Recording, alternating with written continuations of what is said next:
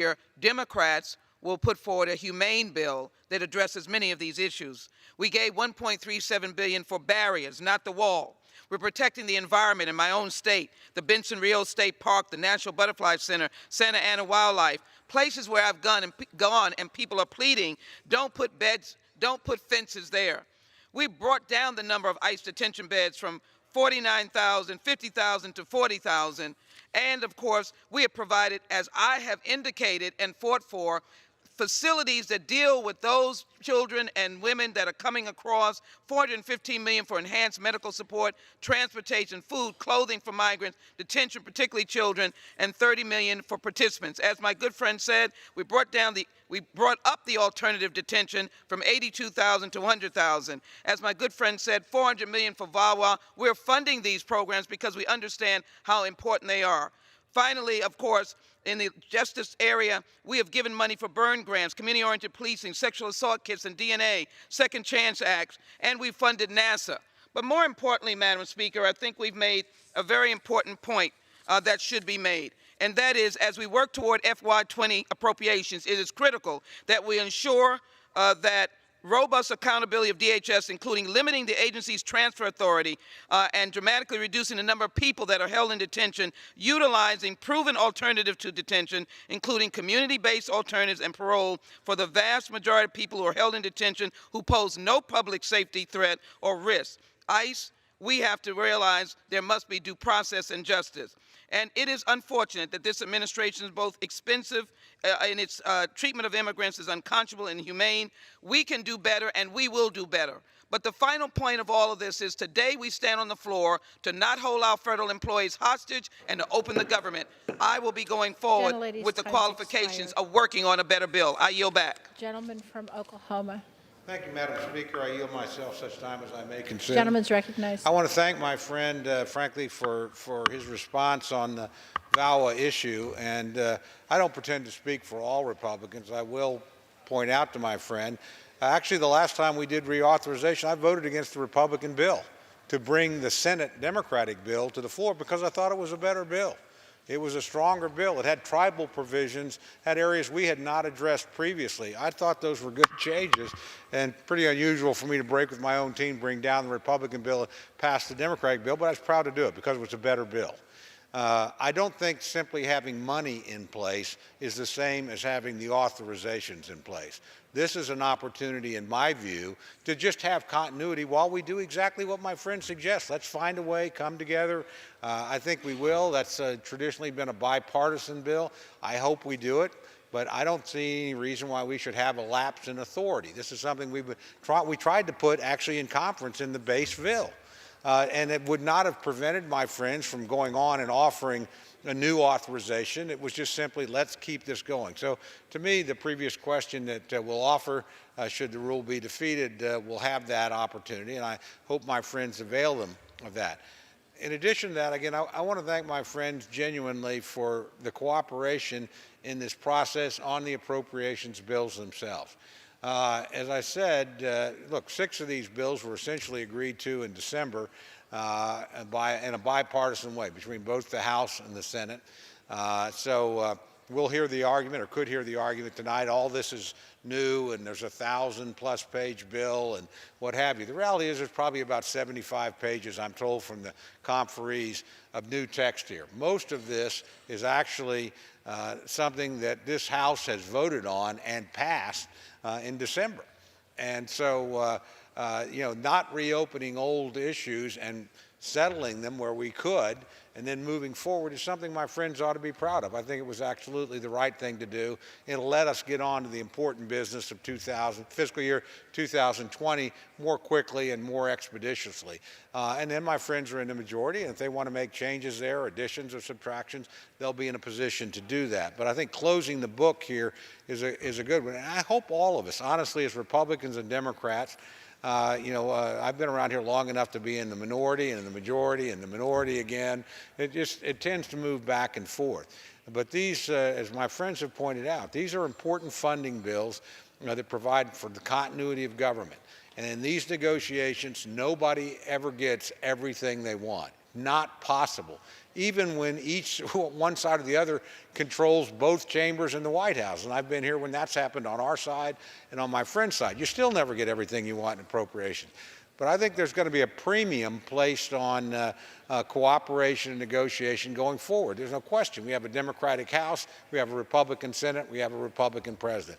Everything that we're going to accomplish in the next 18 months for the American people will have to be a compromise where we work together. I actually think this is a good first step in starting that process. I think my friends would be commended in doing that. We won't get every vote for this underlying legislation on our side.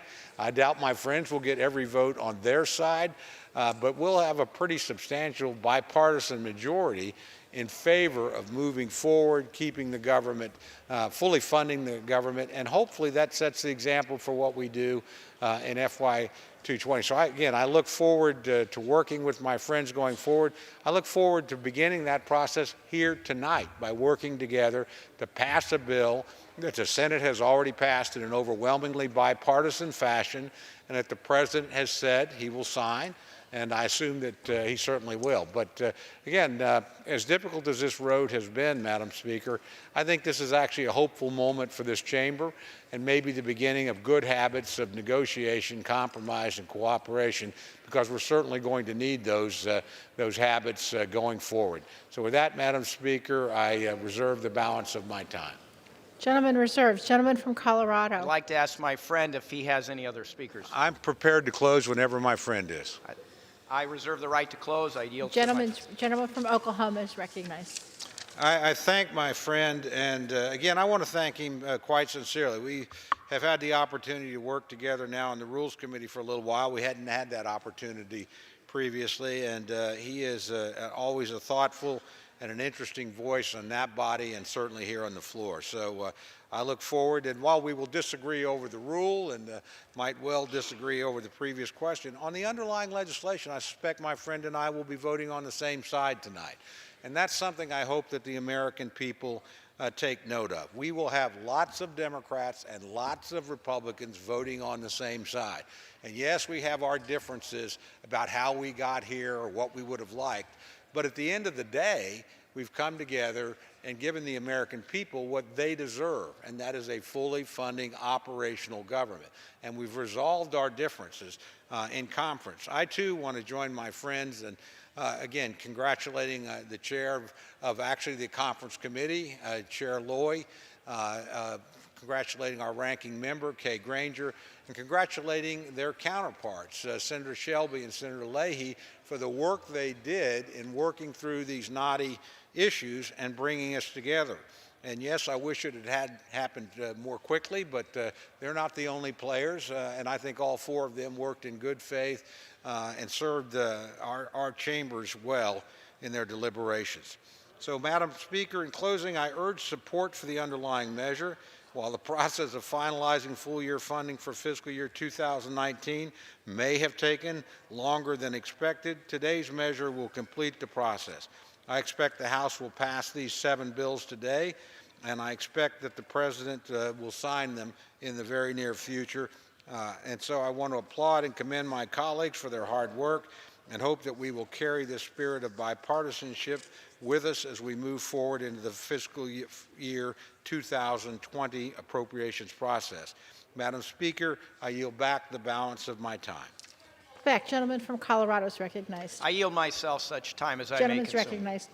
Thank you, Madam Speaker, and I want to thank my colleagues for joining me here today to speak on the rule in the conference report. Providing funding for the federal government is one of our most basic responsibilities here in the Congress. Unfortunately, the Congress in the last session failed to get it done and pass an appropriations package or even short-term continuing resolution, and that resulted in a 35-day shutdown, the longest in U.S. history, and something I hope we all can avoid from this point forward.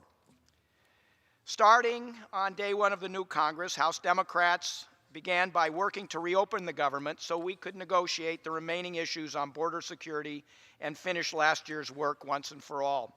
And today, we are accomplishing that goal. I want to close with a thank you to the Appropriations Committee who worked very hard to get this done. I want to thank you. I want to thank the Rules Committee, where we heard every one of these appropriations bills. But I especially want to thank the 800,000 federal employees affected by the shutdown, as well as the other 1.2 million federal employees across the country. You are patriots. The employees are patriots for the work they do each and every day on behalf of our country and our citizens. I met with dozens of federal employees during the shutdown. I heard about the uncertainty of how to pay bills and the mental anguish from being sidelined from work because you were not accepted or essential. But despite all that, I still heard that they were proud of their work of 10, 20, 25 years in public service and how they just wanted to get back to their jobs. I am hopeful too, Mr. Cole, that we can come together on these important responsibilities. There are going to be basic disagreements, and hopefully we can work together to iron most of those out. But shutting down the government is something we have to avoid from this point forward. So I hope the lessons we in Congress learned from this shutdown are not forgotten, and we continue working together to prevent this from happening again.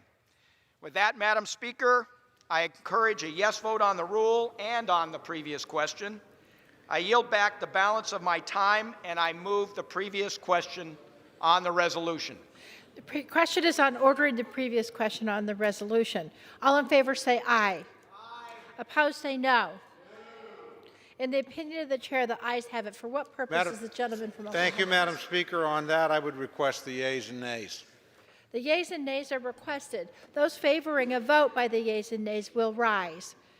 A sufficient number having risen, the yeas and nays are ordered. Members will record their votes by electronic device. Pursuant to Clause 9 of Rule 20, this 15-minute vote on ordering the previous question will be followed by a 5-minute vote on adoption of the resolution if ordered. This is a 15-minute vote.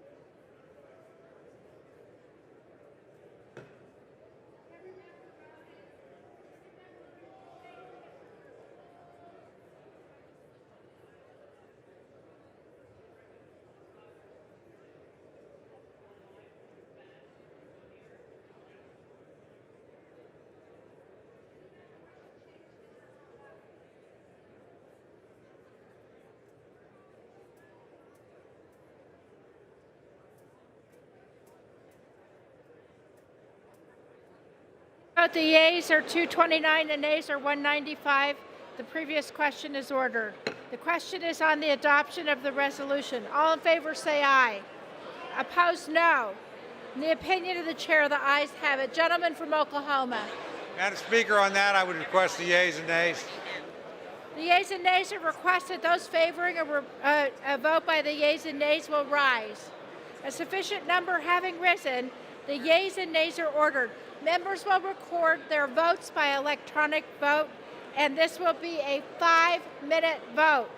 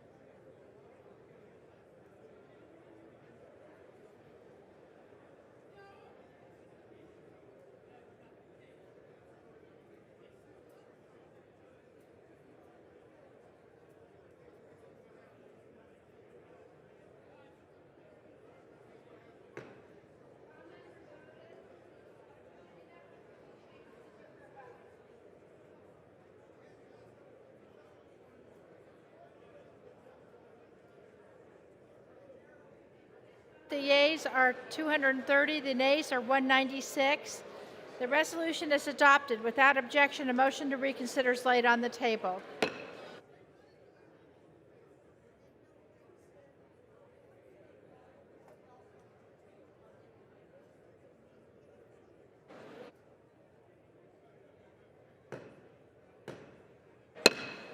House will come to order.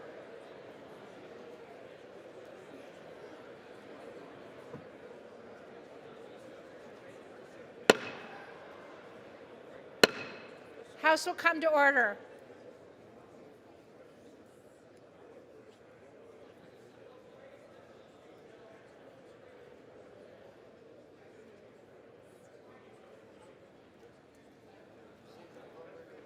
Members will take their conversations off the floor.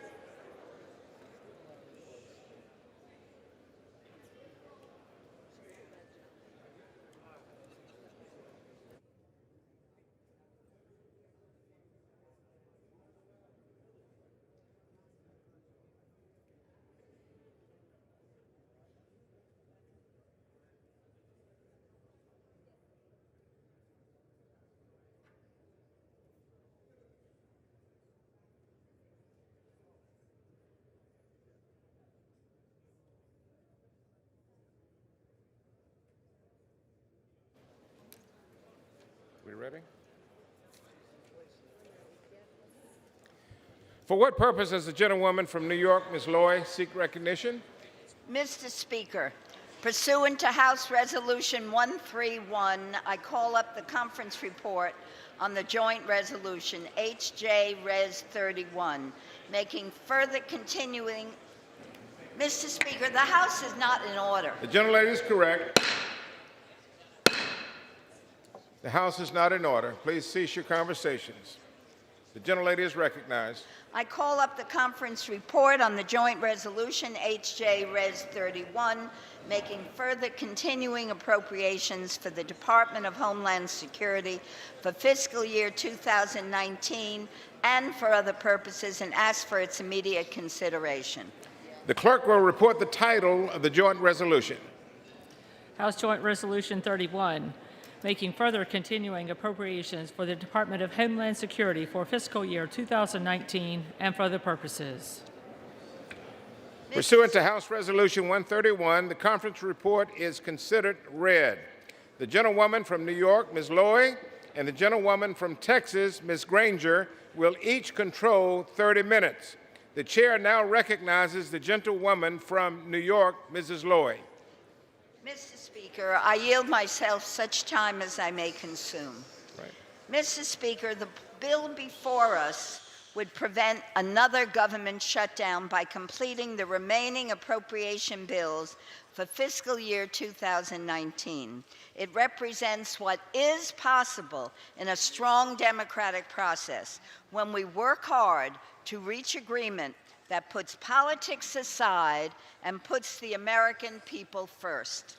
This bipartisan compromise rejects the president's irresponsible budget cuts and instead invests in priorities that will strengthen our families, communities, and economy. Additionally, it does not contain poison pill riders that threaten the environment, public health, and consumer protections in the House Republican versions of these bills. Among the bill's vital increases are $80 million for state and local law enforcement to keep communities safe, $1 billion for the Census Bureau, $308 million for research and development at the National Science Foundation, $25 million for the Environmental Protection Agency, $293 million for port infrastructure, and $123 million for grants to combat homelessness.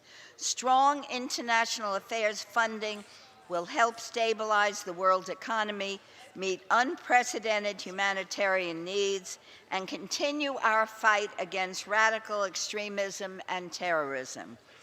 Federal workers will receive a 1.9% pay raise that the president attempted to deny hardworking families. The Homeland Security division of this bill upholds democratic values, and funds smart and effective border security, including construction and screening technology at ports of entry, where most drugs illegally enter the country. The $1.375 billion it provides for border barriers is 76% less than what the president demanded for a concrete wall, and critical protections are put in place for environmentally sensitive areas. Neither Democrats or Republicans got everything you wanted. Every Democrat and nearly every Republican who served on the conference committee to write this bill has signed it in support. I thank the conferees for their hard work and commitment to this process, which we couldn't have completed without our excellent, dedicated staff, both majority and minority. And my friends, I urge a yes vote and reserve the balance of my time. The gentlelady reserves. The chair recognizes the gentlewoman from Texas, Ms. Granger.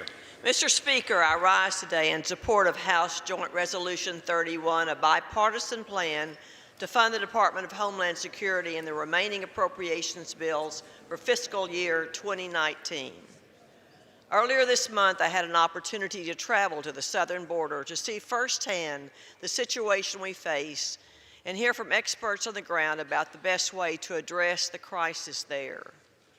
The President is correct. This is a crisis that must be addressed, both for the safety and security of the American people and for the well-being of those who are coming here. We have a responsibility to come together and support what experts on the border say they need to address this security and humanitarian crisis. While this bill falls short of what I would have liked to see, it will provide our Customs and Border Patrol and Immigration and Customs Enforcement agents the tools necessary to continue combating the threat we face. In particular, the bill provides $1.375 billion for 55 new miles of wall or physical border barriers, as well as additional technology to combat human and drug trafficking. It's a good down payment that will allow us to build new barriers in the areas that the Border Patrol says it needed most. The bill also supports immigration and customs enforcement priorities by funding detention beds at a higher level than the amount enacted last year. This will allow agents the flexibility to address surges in illegal immigration and apprehensions.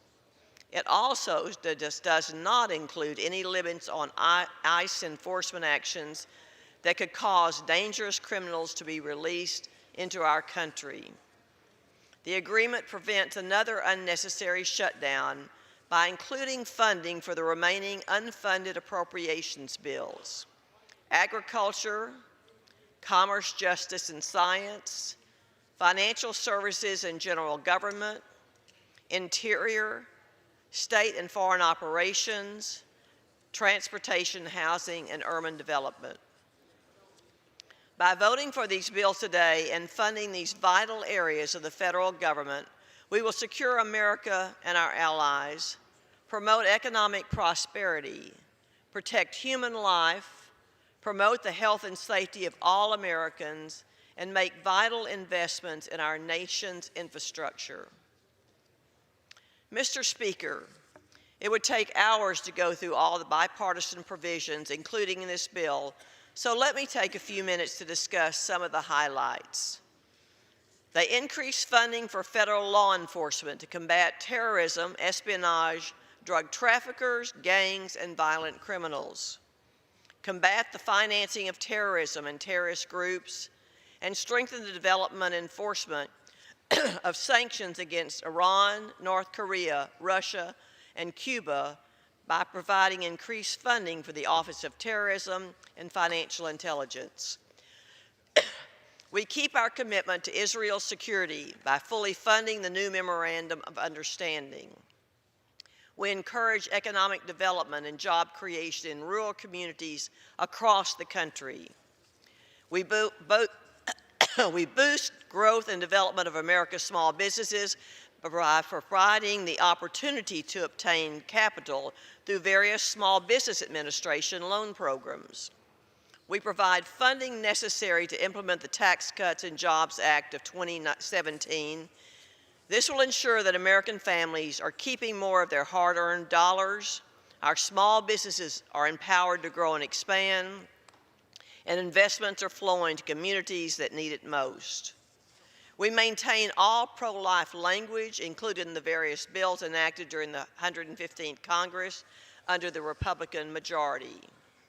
We advance drug treatment and recovery initiatives and improve prevention and enforcement by investing in justice grant programs that support things like prescription drug monitoring and at-risk youth programs. We increase and focus funding on medical product safety, including funding to fight opioid abuse. We advance drug and biological product manufacturing within the United States and approve rare disease medications. We modernize generic drug development. We provide increased funding for the Department of the Interior and U.S. Forest Service to fight devastating wildfires that threaten our communities. And we ensure rural areas have the same access to basic utilities that urban areas do by investing in critical infrastructure. I want to thank my colleagues and friend, Chairwoman Lowy, for all her hard work in these negotiations. As always, she's been an honest broker and a tough negotiator throughout the process. And I look forward to continuing to work with her in this Congress. I also want to thank our partners on the other side of the Capitol, Senate Appropriations Committee Chairman Shelby and Vice Chairman Leahy for their hard work. And all the members of the Conference Committee, especially the House Republicans, Congressman Flashman, Palazzo, and Graves.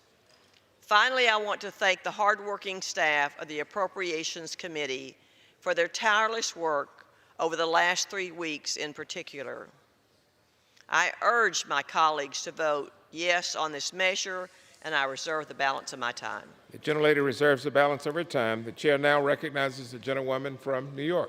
Mr. Speaker, I'm pleased to yield 4 minutes to the hardworking gentlewoman from California, the chairwoman of the Homeland Security Committee, Ms. Roybal Alice. Mr. Speaker, let me begin by thanking the ranking member of the subcommittee, Chuck Fleischman, for the courteous way in which he represented and fought for the minority's priorities. The negotiations on the DH funding bill were among the hardest I have experienced to date. Although we did not win every battle, we won many. We prevented new funding for immigration enforcement field personnel.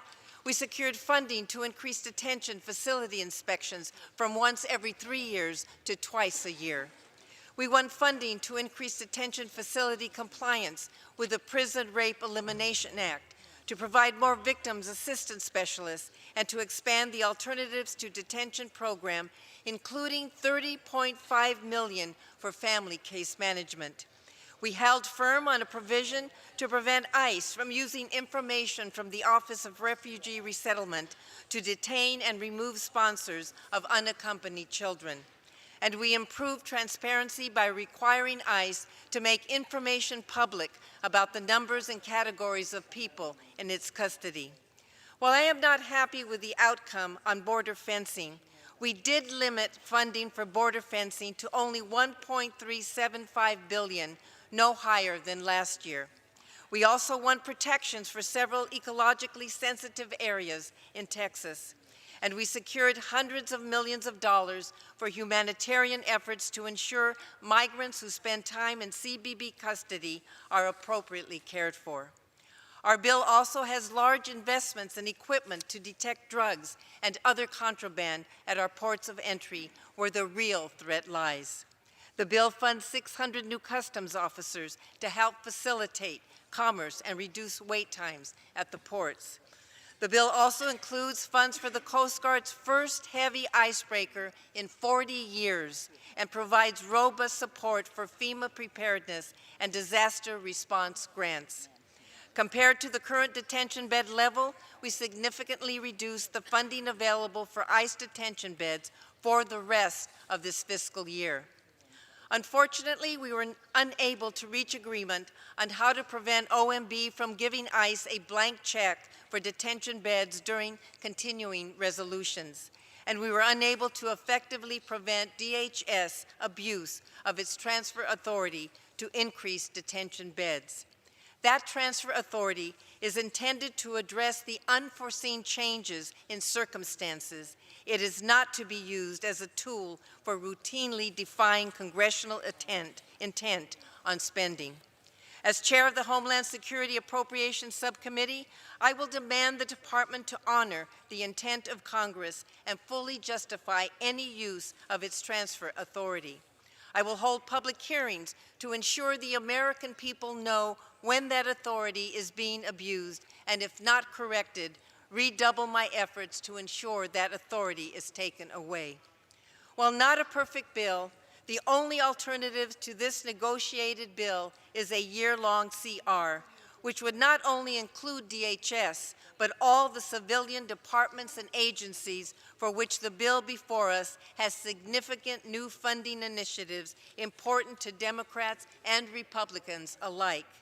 The fact is, federal agencies need full-year funding bills if we expect them to carry out their missions effectively, especially after the trauma of the longest partial government shutdown. It is time to put FY19 behind us so we can start in earnest on FY20 and the oversight opportunities it provides. I urge my colleagues to vote for the bill, and I yield back the balance of my time. The gentlelady yields back the balance of her time. The gentlelady from Texas is recognized. The gentlelady from Texas controls the time. Mr. Speaker, I yield 4 minutes to the gentleman from Kentucky, Mr. Rogers. The gentleman from Kentucky is recognized. Mr. Speaker, I rise in support of this legislation. But first, I want to congratulate our committee's distinguished chair and its ranking member on their masterful work in shepherding this compromise to the floor. This is a historic dynamic duo that we have in charge of our committee, and they produced a historic product that we have before us tonight. Mr. Chairman, we have a crisis at our southern border, period. There's no denying that our nation's security is threatened by the seemingly unending flow of drugs that find their way into nearly every American community, as well as the violence of the brutal cartels who profit from this trade. Where does it take place? On that border. So we do have a problem. It's an emergency. President Trump is absolutely correct that we can't allow this ruthless criminality to continue unchecked. This bill takes important steps to secure this country. $1.3 billion for further construction at the border, for a wall and additional resources for DHS to hire more personnel and deploy advanced technology in the region. But in addition to the security crisis, there's also a very real humanitarian crisis that we simply can't ignore. Thousands of vulnerable women and children seeking a better, safer life in the confines of this country. It's not the American way to turn our backs on these people, and that's precisely why we have processes under federal law to facilitate legal entry into our country.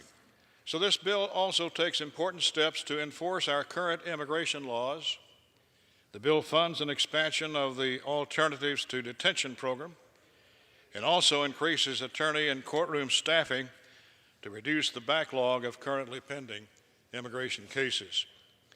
While the challenges at our border have rightly grabbed headlines, the bill also funds a number of other important federal agencies through the end of the fiscal year. Importantly, it ensures that our dedicated public servants can continue to show up to work without fear of losing another paycheck. In my Kentucky district, for example, hundreds of federal prison employees showed up to a dangerous, difficult, often thankless job for over a month, not knowing when the next paycheck would come, if at all. I thank them, and I'm pleased to support this bill that will continue to support the Bureau of Prisons.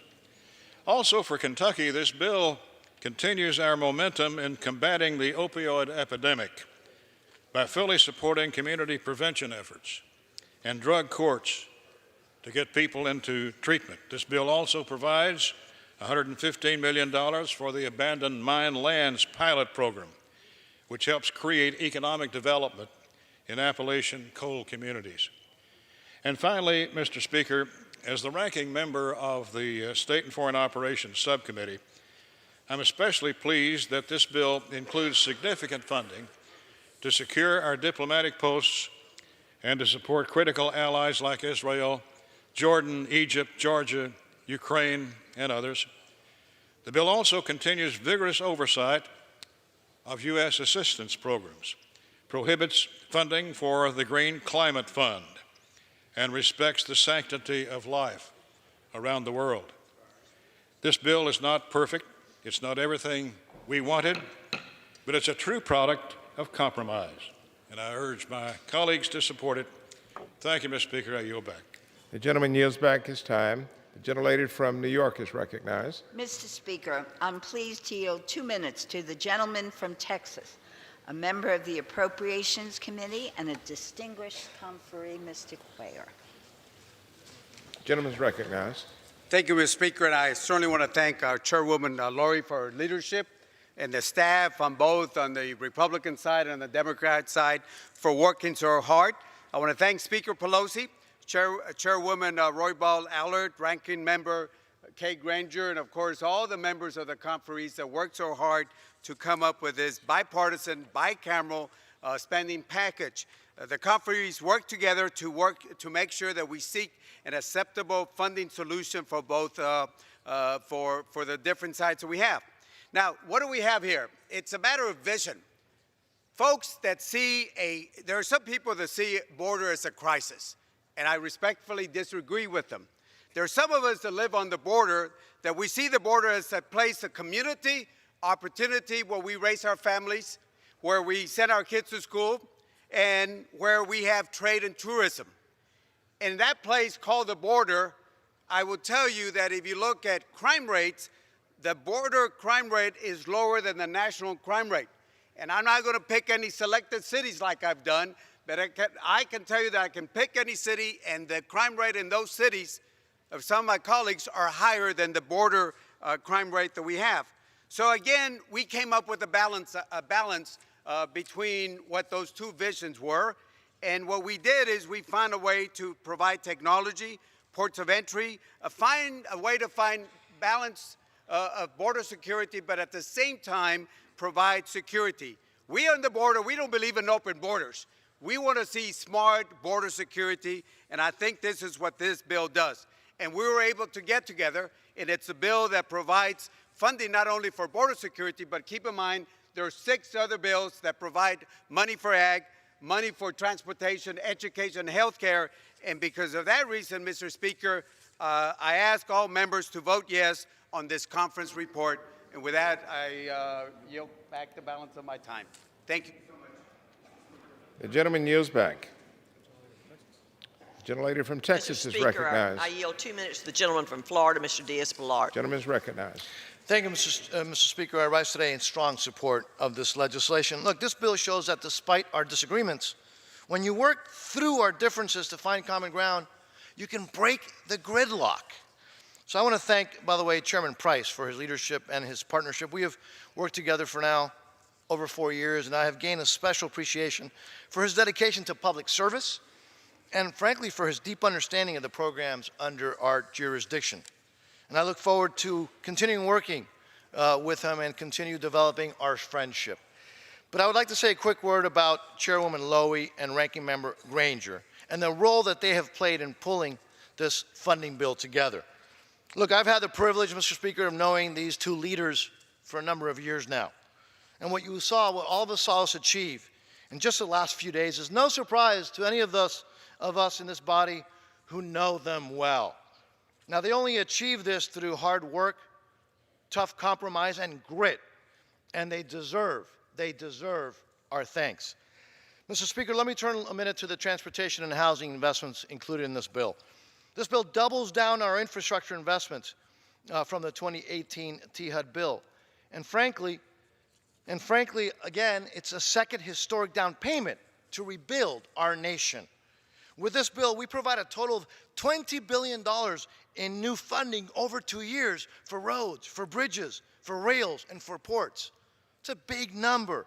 And as I've said before, the THUD bill, it is the infrastructure bill, and maybe the only one that we'll get a chance to vote on. This bill will create jobs, improve the quality of life of countless Americans. And I'm also particularly proud that this bill makes a new investment in port infrastructure with a focus on seaports at high-volume locations. This port program, coupled with other transportation investments in the bill, will create opportunities for American manufacturers and exporters. Mr. Speaker, I'm also proud of the housing portion of this bill. This meets our commitments to help the most vulnerable among us with decent, affordable housing.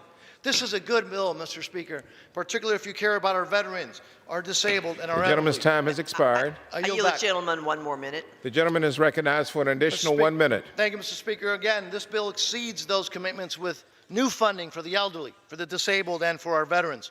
And this bill also includes funding to rebuild urban, suburban, and rural communities with block grants fundings. That funding goes directly to the local decision makers, to the local communities. Again, this is a good bill, Mr. Speaker. I want to thank, again, the leaders for putting this together, and I urge your yes vote on what I believe is a bill that will create jobs, rebuild our communities, and secure our future. And yes, stop the gridlock. Thank you, Mr. Speaker. I yield back.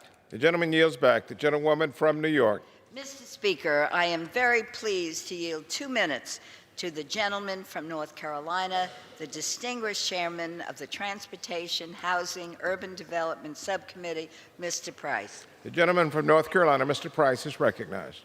I thank my colleague for yielding. Mr. Speaker, I rise in support of this agreement, a conference agreement, bipartisan, bicameral, averting a second reckless Trump shutdown. This legislation represents the best possible deal to responsibly fund our government, secure our border, while holding true to our values as Americans. This agreement denies the president billions of dollars for an unnecessary wall. It includes a number of provisions to hold the administration accountable, and it boosts funding for humanitarian support for migrants, for alternatives to detention, and for family case management. The bipartisan agreement also includes 6 additional appropriations bills beyond Homeland Security. For example, the Transportation HUD bill, on which Chairman Diaz-Balart and I worked cooperatively for many months. That bill is included in this package. It increases the Trump budget for infrastructure by $23 billion, and it includes investments that were totally eliminated in the Trump budget. Community development block grants, the home program, for example, new starts for transit, the build program, all these are made whole, having been, of course, eliminated in that earlier Trump budget. These 6 bills were all caught up in the Trump shutdown. They are now salvaged by this agreement. The deal's not perfect, we know that, but it represents the best way to reject the president's outrageous border demand, keep our government open, and address our pressing national needs. So let's send this bill to the president's desk. Then let's fight to overturn this phony national emergency. I yield back. The gentleman yields back. The gentlelady from Texas is again I recognized. yield 3 minutes to the gentleman from Idaho and my friend, Mr. Simpson. The gentleman from Idaho, Mr. Simpson, is recognized. Yielding. Mr. Speaker, I rise today to support this conference report and commend Chairwoman Loy and Ranking Member Granger and their staffs for the hard work that goes into this. Not many people understand the important and long time that is spent by the staff in trying to put these bills together. I could sit here until the cows come home, which might be shorter than we think if we run out of cows and get rid of those. But anyway, I could talk about the provisions in this bill that are important to Idaho, whether it's the PILT payment or the sage-grouse listing or other provisions, but this is an important bill. What I'd like to bring to my colleagues' attention is a very important section of this conference agreement, Section 7. It is with sadness that this section is included. It honors the late Stephen Sepp. Sepp, as we know, as was known to his friends and colleagues, spent the last 8 years as a senior advisor to the House Appropriations Committee. He was instrumental in the enactment of Section O of the 2018 Consolidated Appropriation Act. I know this division well because it was the fire, borrowing, and forced management reforms I advocated and worked on for several years. STEP steadfastly worked with members, the committee, the administration, and staff over several years to resolve the problems that fire borrowing caused for the Forest Service and the Department of Interior. More than that, he helped solve a problem which threatens the lives and property of people in the West, in fact, all over the country. His strength, his courage, his sense of humor, and his vast knowledge of the federal budget law and rules made him indispensable, especially to his colleagues. Without STEP, Section O would never have passed. Along with my fellow colleagues on the Appropriations Committee, the chairwoman and ranking member, I know our former colleague had a hand in this, Rodney Frelinghuysen. We would all like to express our gratitude to his wife, Diem, the children Ashley and Matthew, for allowing him the many, many hours he spent with us making Congress and the nation better. Our thoughts are with him today as we pass this. I urge my colleagues to support this bill. Let's put the 019 appropriations behind us so that we can move on to 020. And I yield back the balance of my time. Gentleman yields back. The chair recognizes the gentlewoman from New York. Mr. Speaker, I'm very pleased to yield 2 minutes to the distinguished gentlewoman from California, a senior member of the committee and a conferee who worked so hard to put this bill together, Ms. Lee. The gentlewoman from California, Ms. Lee, is recognized. Thank you very much, Mr. Speaker. First of all, let me thank Chairwoman Loy for yielding, but also I just must thank her for her tireless work day and night on behalf of the American people. Also, let me thank our Homeland Security Chairwoman, Lucille Roybal Allard, for her brilliance and her hard work. She pushed hard for a bill that reflects our American values, and I appreciate her leadership. The phenomenal work of Chairwoman Loy and Chairwoman Roybal Allard and all of our leaders, all of the members of the conference committee, and all of the appropriations chairs and ranking members, that work has just been amazing, and I really do salute you for that. This has been a very, very difficult negotiation, but you all did it. This legislation, of course, Mr. Speaker, is not perfect. It's not the bill that I would have written or chosen. And yes, I have serious concerns with several of the provisions which I will discuss. But let me tell you, this bill will keep the government open. It will prevent another shutdown, which caused so much misery for federal workers and their families. And it provides funding for humanitarian assistance, which is desperately needed at the border. What's more, this bill, the package of bills at least, includes funding increases for 6 other spending bills, including housing for people living with AIDS, transportation grants for low-income communities, increased funding for homelessness, and Section 8 vouchers. And as a member of the Department of Homeland Security Conference Committee, I was proud to fight for many of our priorities in this bill, which really reflects our American values. And being born and raised in the beautiful border town, as I've said before, of El Paso, Texas, I understand what it means to live in a border community and why these issues are so important. They speak to our sense of morality and who we are as a country, and yes, as well as our security. With this bill, Democrats held the line. Madam Chair, may I have another 30 seconds? 30 seconds. The gentlelady is allowed an additional 30 seconds. We held the line, Mr. Speaker, in denying the President $5.7 billion in funding for an unnecessary concrete wall. Instead, it includes $1.3 billion in border fencing and includes strong language to protect sensitive locations. Last year, I traveled to Brownsville and McAllen, Texas, where I saw the horrors of the Trump administration's family detention jails. I saw children sleeping on concrete floors. It was cruel and inhumane. Not only did we secure $450 million in this bill for humanitarian relief, including enhanced medical support, transportation, and food in our border, we got many, many programs and funding for alternatives to detention. Finally, Mr. Speaker, 10 seconds. Let me just say it's the first step. It's far from perfect, but it does lay the groundwork, which really addresses many of the issues that myself and the colleagues on the conference committee have fought so hard for. So I support this bill and I ask for an aye vote. Thank you again. The gentlelady from Texas is I recognized. yield 5 minutes to the gentleman from Tennessee, Mr. Fleischman. The gentleman from Tennessee is recognized. Thank you, Mr. Speaker. Mr. Speaker, I rise tonight in support of this joint resolution. Earlier today, our colleagues in the United States Senate overwhelmingly passed this bill. I believe it was 83-16. But at this point in time, I'd like to begin by thanking my colleagues in the House. Ms. Lowy, the chairman of the committee, Ms. Roybal Allard, the distinguished subcommittee chairman, Ms. Granger, the ranking member, and I have been privileged to serve, Mr. Speaker, as the ranking member, the highest Republican on the House Appropriations Homeland Security Subcommittee. Where were we?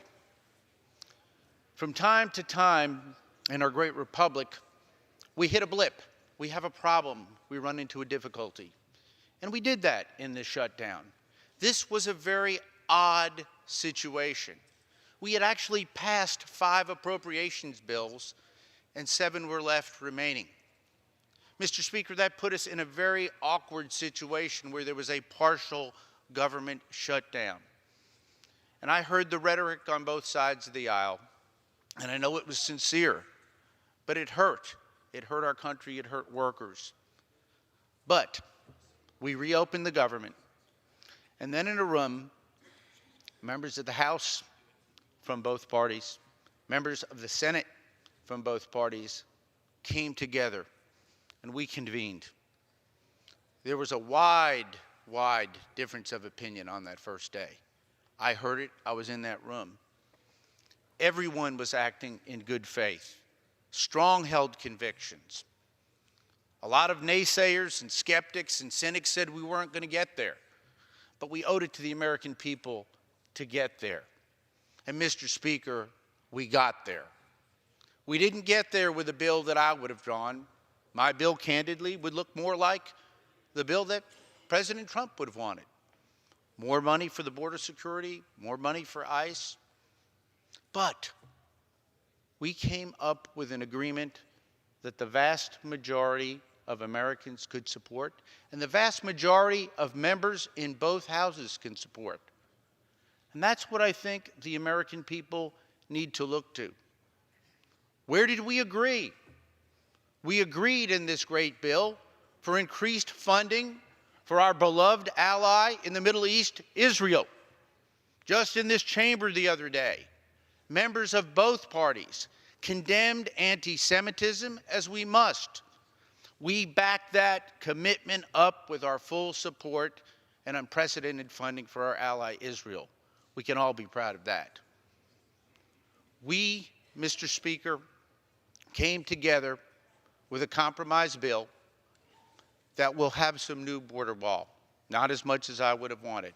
We'll have more ICE beds, not as many as I would have wanted. But Mr. Speaker, I've been in this chamber for 8 years. I saw us come together and work together. My colleagues on both sides of the aisle, sometimes our differences are bipartisan, sometimes our differences are bicameral. Today, we are going to come together as Americans and pass this bill. It is not a great bill, but it is a good bill. It represents compromise, and it will, I believe, restore the faith of the American people, not only in our institutions, but in our great republic. We can be proud that we came together when they said can't and we said can.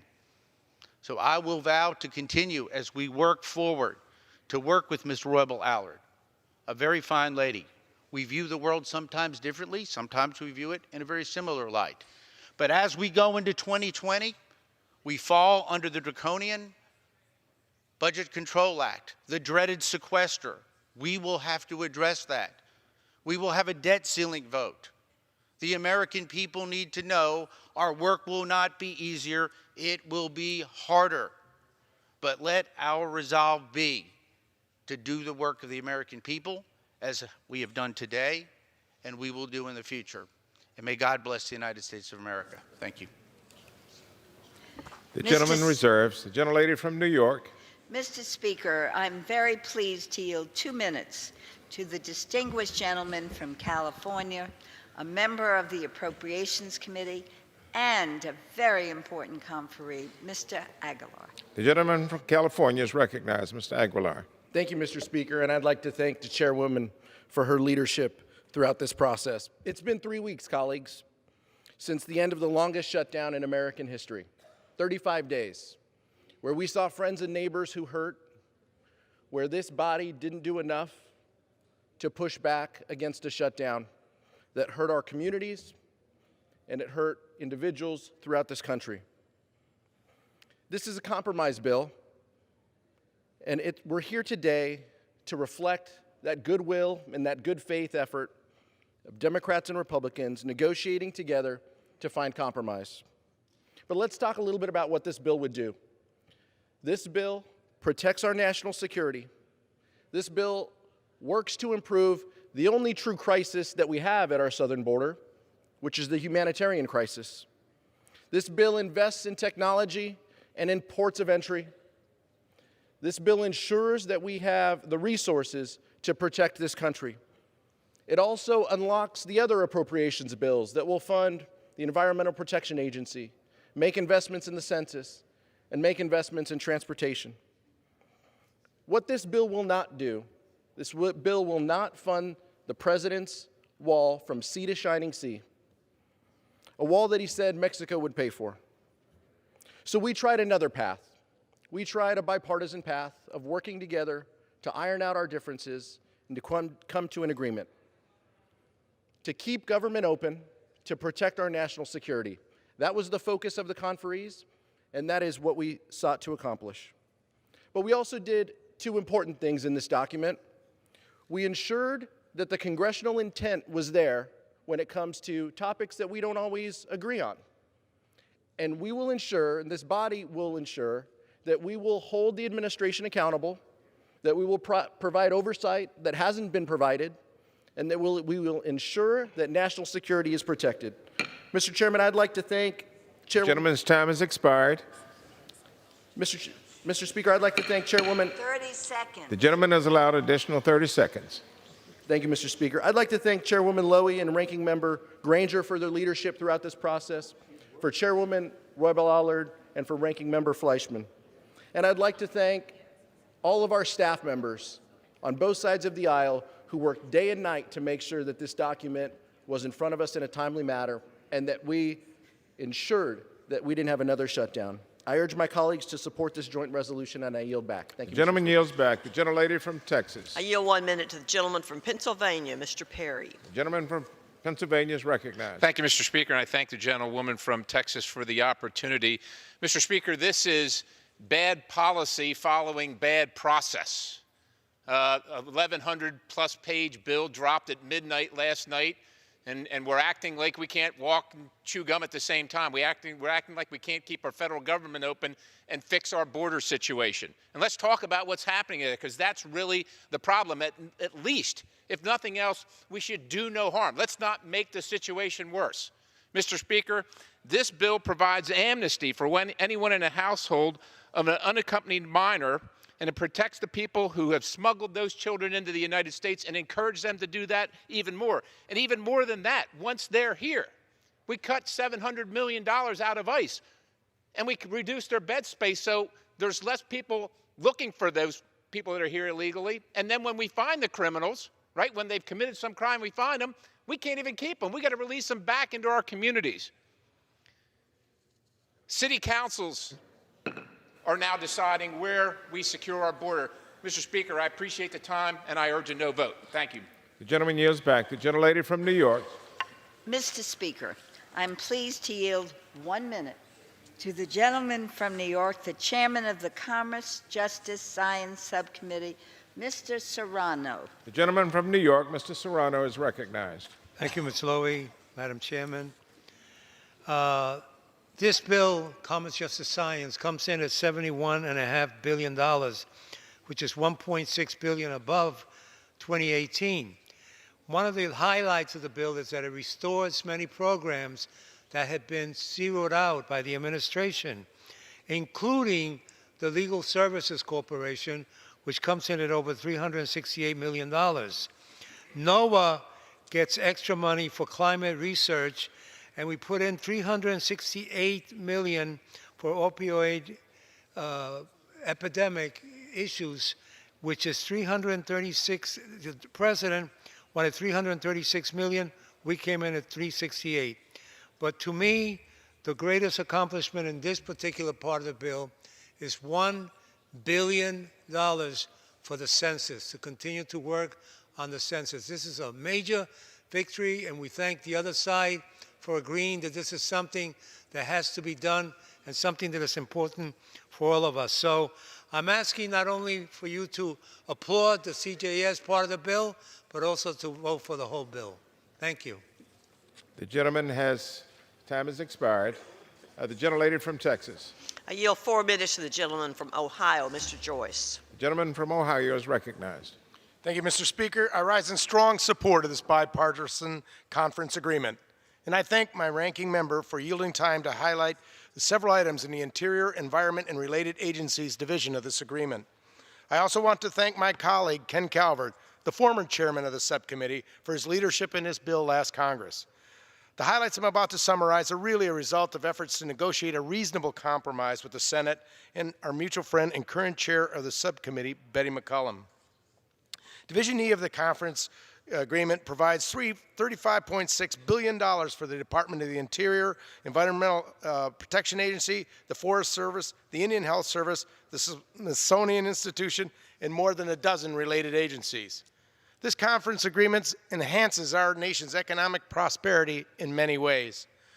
By cutting an additional $15 million to the EPA regulatory programs, by fully funding the payments in lieu of taxes program, which is critical to the counties with federal lands, and by increasing America's investment in its own and abundant energy resources. Additionally, this conference agreement promotes health and safety by providing targeted increases to accelerate the cleanup of America's most polluted lands, waters, and airsheds.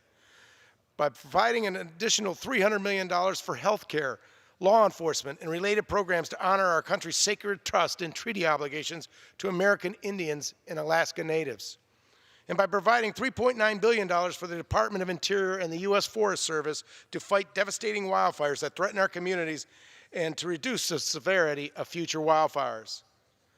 Finally, this conference agreement continues to make critical investments in our nation's infrastructure, including $47 million to reduce maintenance backlogs at our nation's national parks, wildlife refuge, and other public lands. $2.9 billion for the Clean Water and Drinking Water State Revolving Loan Funds, and $68 million for the Water Infrastructure Finance and Innovation Act program, which will be leveraged with private investments to finance more than $7 billion in water infrastructure projects nationwide. Personally, I have a vested interest in the resources provided in this bipartisan package. Having grown up in Northeast Ohio, I cherish my memories of fishing and swimming in Lake Erie with my family and friends. My wife Kelly and I have been proud to share the importance of protecting this precious resource with our children. The Great Lakes are one of the greatest natural resources and economic powerhouses in the United States. They constitute the largest group of freshwater lakes on Earth and hold 95% of the United States surface fresh water.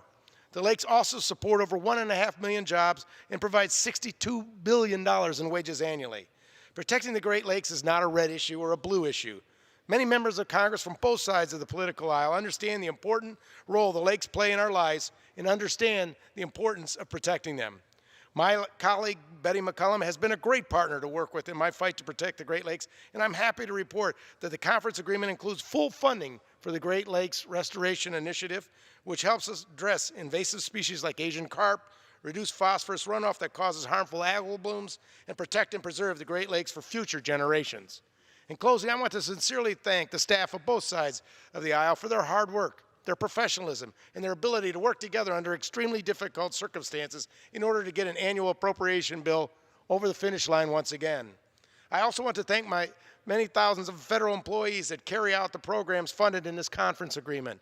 Your dedication to serving your fellow Americans, in spite of the sacrifices asked of you by your government, especially this year, is the glue that helps bind us all together as one nation. With that, I urge my colleagues to support this conference agreement, and I yield back the balance of my time. Thank you. The gentlewoman from New York, Ms. Lowy. Mr. Speaker, I am pleased to yield 1 minute to the gentleman from Georgia, the distinguished chairman of the Agricultural Subcommittee, Mr. Bishop. George is recognized for 1 minute. Thank you very much, Mr. Speaker. When I spoke on the floor about finishing the FY19 bills, we were in the midst of what turned out to be the longest government shutdown in our history. Thankfully, that's behind us, but to ensure it stays behind us, we need to pass this conference report. The bipartisan leadership and staffs and the conferees have done an admirable job.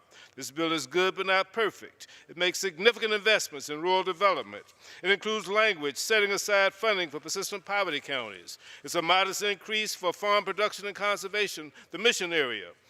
Domestic nutrition programs are all well funded. On the international side, the bill provides good funding for Food for Peace and the McGovern-Dole program. Finally, FDA gets $3 billion, including significant investments to fight the opioid epidemic. But I must say candidly that I have some regrets.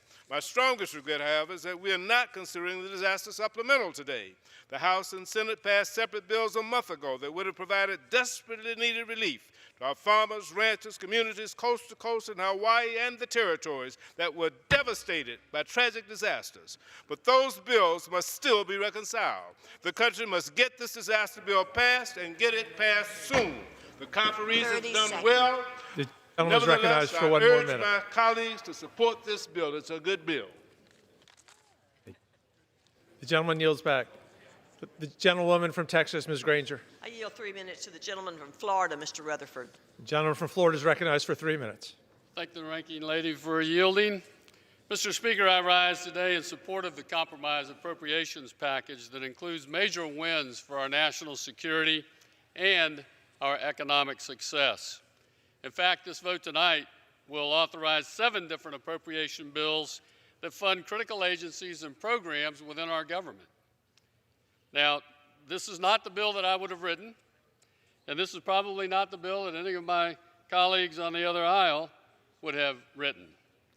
But we have all finally found a compromise that Congress can pass, and the President has indicated he will sign into law.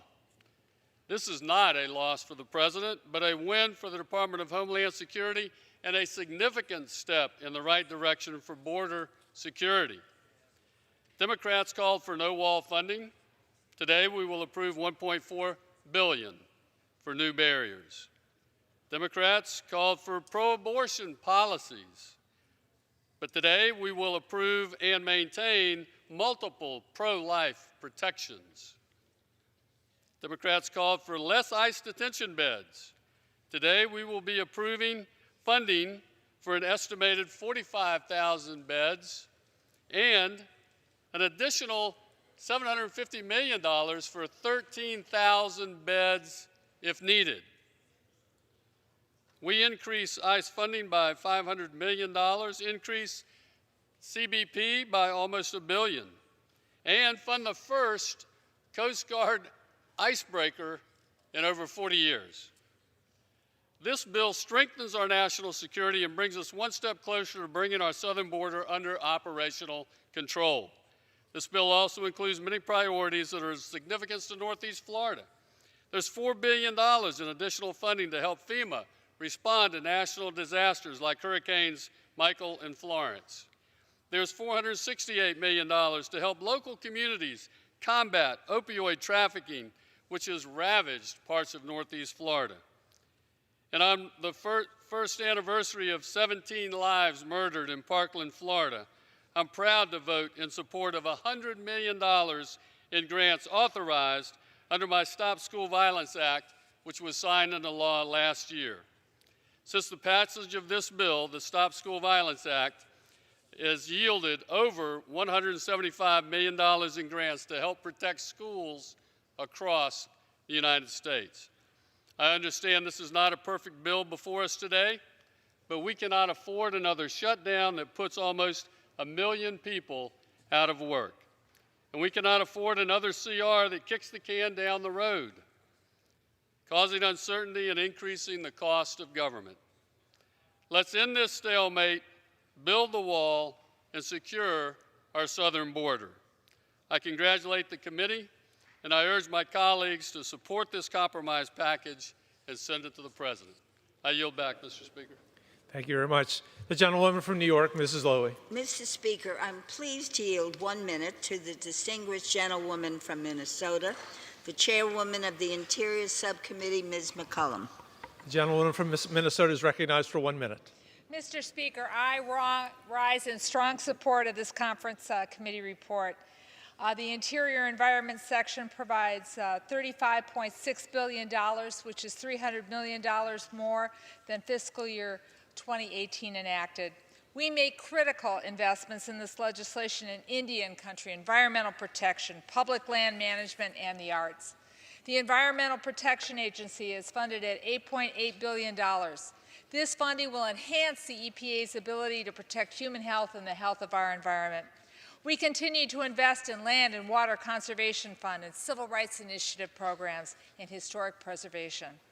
We worked in a bipartisan way to increase funding for the National Endowment for the Arts and the Humanities. And finally, it's critically important that this Interior bill upholds the federal government's trust responsibilities to our Native brothers and sisters. Funding for Indian country is over $1 billion more than the President's budget, and we did it in our committee's nonpartisan way. Programs in the Interior bill impact all of us, from preserving our natural and cultural resources to protecting our health and safety. And, Mr. Speaker, I support this bill, and I encourage my colleagues to vote for it as well. Thank you. Gentlewoman's time has expired. The chair recognizes the gentlewoman from Texas, Ms. Granger. I reserve my time. The gentlewoman reserves. The gentlewoman from New York, Mrs. Lowy. Mr. Speaker, I'm very pleased to yield 1 minute to the gentlewoman from Florida, the chairwoman of the Military Construction Veteran Affairs Subcommittee, Ms. Wasserman Schultz. The gentlewoman from Florida is recognized. Thank you, Mr. Speaker, and I thank the gentlelady for yielding. I rise to support this bipartisan agreement, which, while not perfect, keeps our government open and funds many essential, crucial needs. It also passes sound policy, like one preventing our government from using asylum-seeking children to be used as bait to arrest immigrants seeking to sponsor them. I urge all members to vote for this important compromise. However, I cannot stay silent on the President's threat to declare a national emergency to pay for his boondoggle of a border wall. This lawless end run around Congress is a craven act built on lies and distraction. The President would steal funds we use to support our brave young soldiers just to pay for an ancient monument to waste. Rather than own up to his lie that Mexico would pay for it, Trump would degrade our national security to try to steal his way to his totem to vanity and hate. Will Trump ever look our soldiers and veterans in the eye and tell them that it is they who will pay for this wall of waste? Of course not. If this President wants to compromise our military with this tin pot authoritarian tactic, he's going to have to come through this Congress to do it. I urge my colleagues to vote for this agreement and reject Trump's big national emergency lie. I yield back the balance of my time. The gentlewoman yields. Members are reminded to refrain from engaging in personalities toward the President. The chair recognizes the gentlewoman from Texas, Ms. Granger. Mr. Speaker, I support this conference agreement before us today, and I urge a yes vote. I yield back the balance of my time. Gentlewoman yields back the balance of her time. The gentlewoman from New York. Mr. Speaker, I ask unanimous consent that all members have 5 legislative days to revise and extend their remarks on the conference report to accompany H.J. Res. 31. Mr. Speaker, I yield myself. That is accepted. I yield myself the balance of my time to close, and I would like to once again thank my fellow conferees. Nice. The gentlewoman is recognized for the balance of her time. I would like to once again thank my fellow conferees. In divided government, none of us will get everything we want, but I'm proud that 16 of us, all appropriators, could work through a series of difficult decisions and sign a bipartisan agreement I urge my friends on both sides of the aisle to vote yes, and I yield back the balance of my time. Pursuant to House Resolution 131, the previous question is ordered. The question is on adoption of the conference report. Those in favor, please say aye. Aye. Those opposed, no. The ayes have it. The conference report is Mr. adopted. Speaker, on that I ask for the yeas and nays. The ayes and nays are requested. Those favoring a vote by the ayes and nays will please rise. A sufficient number having risen, the ayes and nays are ordered. Members will record their vote by electronic device. This will be a 15-minute vote. And pursuant to Clause 9 of Rule 20, this 15-minute vote on the adoption of the conference report will be followed by a 5-minute vote on agreeing to the Speaker's approval of the journal if ordered. This is a 15-minute vote.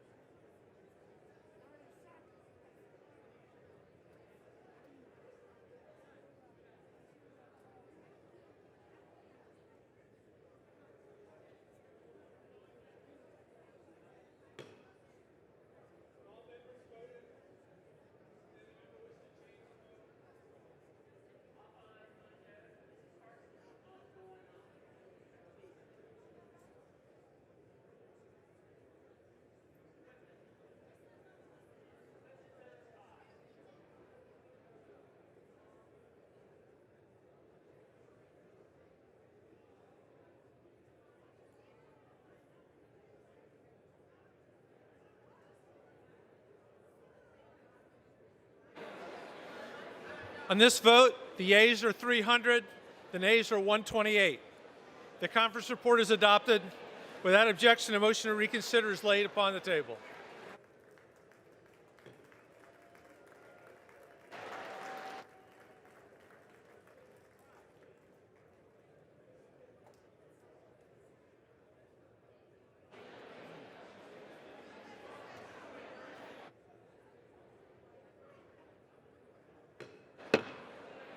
The House will be in order.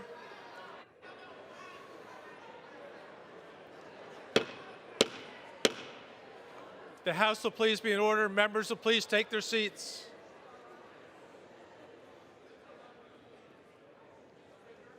Members, for what purpose does the gentleman from Maryland seek recognition? Mr. Speaker, I ask unanimous consent to speak out of order for 1 minute. The gentleman is recognized. Mr. Speaker, members are advised that with House and Senate passage of the fiscal year 19 conference report, votes are no longer expected in the House on Friday, February 15th. Next votes, members, are expected on Monday, February 25th, 2019 at 6:30 p.m. And I yield back the balance of my time. The chair yields back. Pursuant to Clause 8 of Rule 20, the unfinished business is the question on agreeing to the Speaker's approval of the journal, which the chair will put de novo. The question is on agreeing the Speaker's approval of the journal. Those in favor, please say aye. Those opposed, no. In the opinion of the chair, the ayes have it, and the journal stands approved. This is the gentlewoman from New York. Seek recognition. Mr. Speaker, I ask unanimous consent to take from the Speaker's table Senate Concurrent Resolution 4 and ask for its immediate consideration in the House. The clerk will report the title of the resolution. Senate Concurrent Resolution 4, concurrent resolution providing for a correction in the enrollment of House Joint Resolution 31. Without objection, is there objection to the consideration of the concurrent resolution? Without objection, the current resolution is agreed to, and the motion to reconsider is laid upon the table. Purpose is the gentleman from Oklahoma seek recognition. Thank you, Mr. Speaker. Mr. Speaker, I ask unanimous consent that the Committee on the Judiciary be discharged from further consideration of H.R. 962, the Born Alive Abortion Survivors Protection Act, and I ask for its immediate consideration in the House so we can defend life. Okay. Under guidelines consistently issued by successive speakers, as recorded in Section 956 of the House Rules and Manual, the chair is constrained not to entertain the request unless it has been cleared by the bipartisan floor and committee leaderships.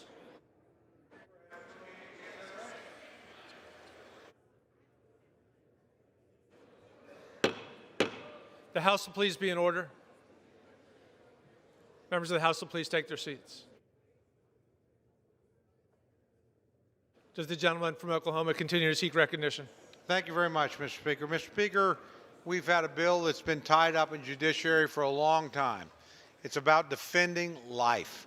It's about making sure that we do not take away life from people that are unborn. I just ask for its immediate consideration. The gentleman has not been recognized for debate. Purpose is the gentleman from Maryland seek recognition. Mr. Speaker, I ask unanimous consent that when the House adjourns today, it adjourns to meet tomorrow at 10 a.m. There will be no votes expected.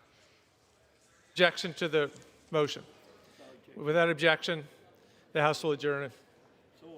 So ordered.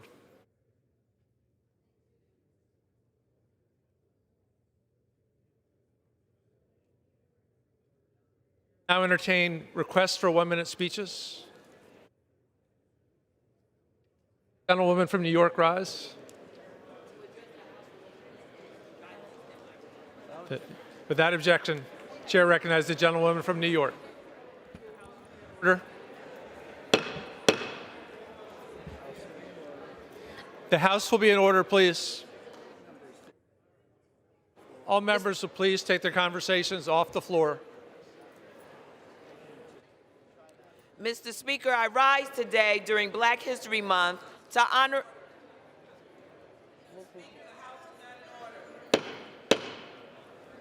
The House is not in order. Chair requests you please take the conversations off the floor.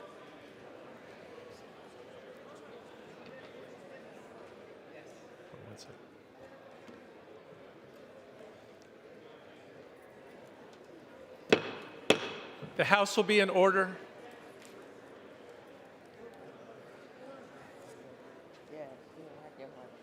The chair recognizes the gentleman from New York. Mr. Speaker, I rise today during Black History Month to honor a man who represents Brooklyn, New York to the fullest. A trailblazer, an innovator, and a cinematic genius, Brooklyn's own Spike Lee. On behalf of the people of the 9th Congressional District, Mr. Speaker, it's killing me. It's killing me. Members of the House, please take their conversations off the floor. Yeah.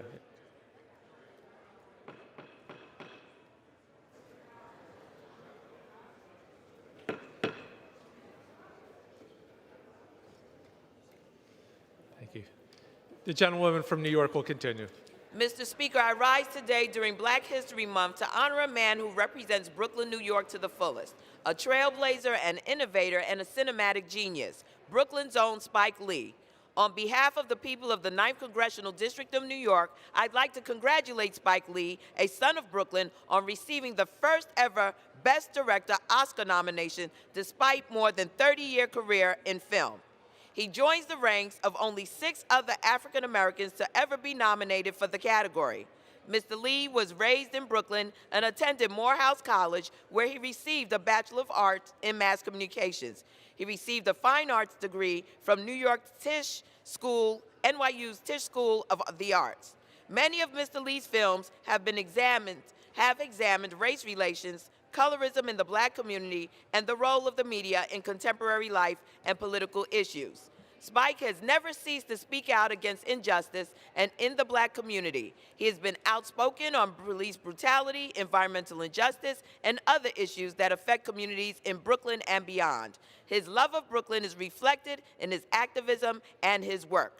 40 Acres and a Mule, Spike's production company, is based in Brooklyn, contributing in part to the economy that keeps our city running.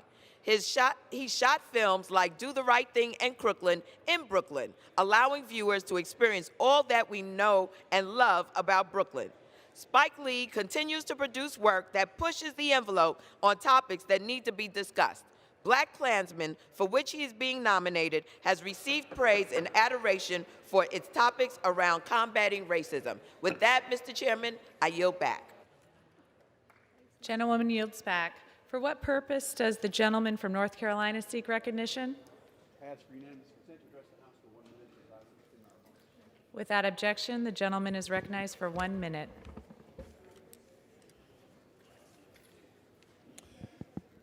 Madam Speaker, I rise today to honor the life, service, and legacy of my friend and colleague from North Carolina, Walter Jones, Jr. Congressman Jones served the people of North Carolina's 3rd District honorably for more than 2 decades, being elected 13 times starting in 1994.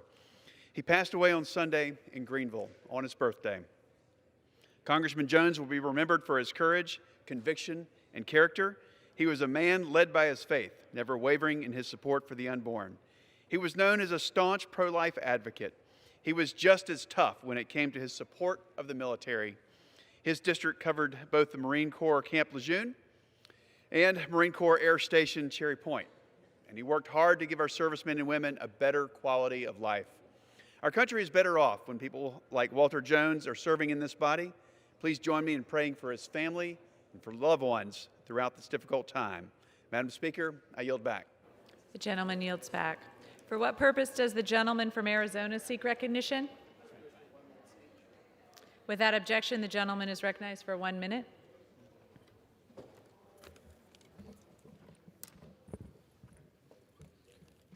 Let's be clear. Donald Trump's presidency is the real national emergency.